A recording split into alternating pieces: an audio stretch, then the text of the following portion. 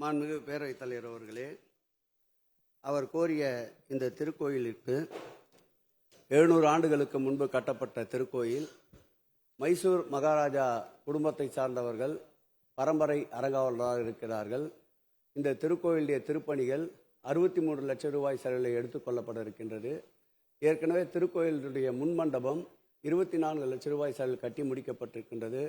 ஓயாமல் அருமையண்ணன் பொள்ளாச்சி ஜெயராமன் அவர்கள் சரிந்துவிட்ட அந்த திருக்கோயிலுடைய சுற்றுச்சுவரை கட்ட வேண்டும் என்று கவன ஈர்ப்பு தீர்மானம் கூட கொடுத்திருக்கின்றார்.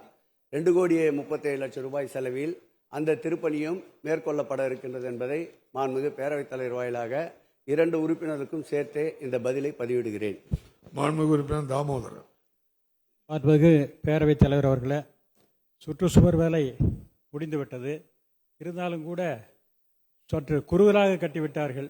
ஏற்கனவே இருந்த சுவர் இடிந்து விட்டதால் அந்த சுவரின் மீது வைத்து கட்டியிருந்தால் மிக அகலமாக இருந்திருக்கு. ஏன்னா மலைக்கோயிலாக இருக்கிறனால் மேற்பகுதிக்கு சற்று அகலமாக இருந்தால்தான் அங்கே சென்று வர முடியும். அது விட்டு போன அந்த பணியையும் அந்த சுற்றுச்சுவரையும் செய்து கொடுக்க வேண்டும்.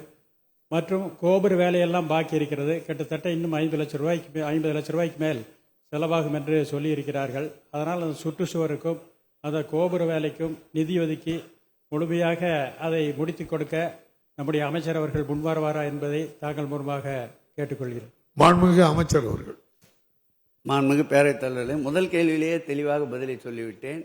ஏற்கனவே சுற்றுச்சுவர் கட்டி முடிக்கப்பட்டது. அதன் பிறகு 2000 சதுரடிக்கு சுற்றுச்சுவர் இருக்கின்ற பகுதியில் தளம் சரிந்து விட்டது.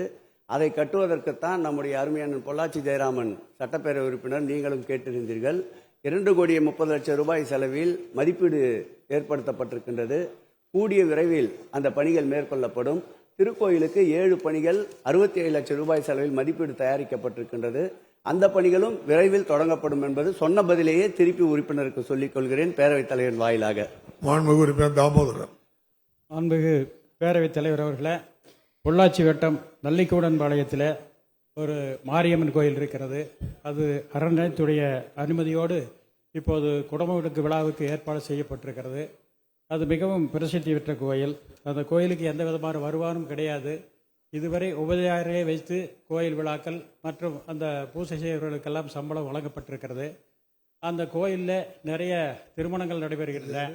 கோயிலுக்கு அருகிலேயே ஒரு நிலம் உள்ளது, கோயிலுக்கான நிலம் உள்ளது. அந்த நிலத்திலே ஒரு திருமண மண்டபம் கட்டி கொடுத்தால் அந்த கோயிலினுடைய செலவுகளை எல்லாம் நாங்கள் சரி செய்து கொள்வோம். மற்றும் எனது கிடத்துக்கடவு தொகுதிக்கு உட்பட்ட டன்புத்தூர் கிராமத்தில் உள்ள அருள்மிகு மதுரை வீரன் கோயில், ஒத்தைக்கால் மண்டபத்தில் உள்ள அருள்மிகு அங்காளம்மன் திருக்கோயிலுக்கு குடமுழுக்கு செய்ய அரசு முன்வருமா என்பதை தங்கள் மூலமாக அமைச்சரிடம் கேட்டுக்கொள்கிறேன். மாண்புமிகு அமைச்சர். மாண்புமிகு பேரவைத் தலைவர், அவர் கோரிய அம்மன் கோயில் என்பது அங்காளம்மன் திருக்கோயில். 24 லட்சம் ரூபாய் செலவிலே திருப்பணிகள் மேற்கொள்ள மதிப்பீடு தயாரிக்கப்பட்டிருக்கிறது. கூடிய விரைவில் நிறைவேற்றி தரப்படும். அவர் கோரிய மற்றொரு கோயில் மதுரை வீரன் கோயில். அது ஆதி திராவிடர்கள் வசிக்கின்ற பகுதியில் இருக்கின்ற திருக்கோயில். அதற்கு ஆதி திராவிடர்களுக்கு என்று திருப்பணிகள் என்பது கடந்த ஆட்சி காலத்தில் 1000 திருக்கோயில் என்று இருந்ததை 1250 திருக்கோயிலாக மாண்புமிகு தமிழக முதல்வர்கள் ஆட்சி பொறுப்பேற்ற பிறகு உயர்த்தி இருக்கின்றார். அதோடு மட்டுமல்லாமல் 1 லட்சம் ரூபாய் என்று இருந்த நிதியை 2 லட்சம் ஆக்கி தற்போது 2.5 லட்சம் ஆக்கி இருக்கிறார். அந்த கோயிலுக்கு அந்த நிதி ஒதுக்கப்பட்டிருக்கிறது. 70% பணிகள் முடிவிட்டிருக்கின்றன. மீதம் 30% பணிகள் ஒரு மாதத்திற்குள்ளாக முடிக்கப்பட்டு திருப்பணிகள் மேற்கொள்ளப்படும் என்பதை மாண்புமிகு பேரவைத் தலைவர் வாயிலாக உறுப்பினருக்கு தெரிவித்துக் கொள்கிறேன்.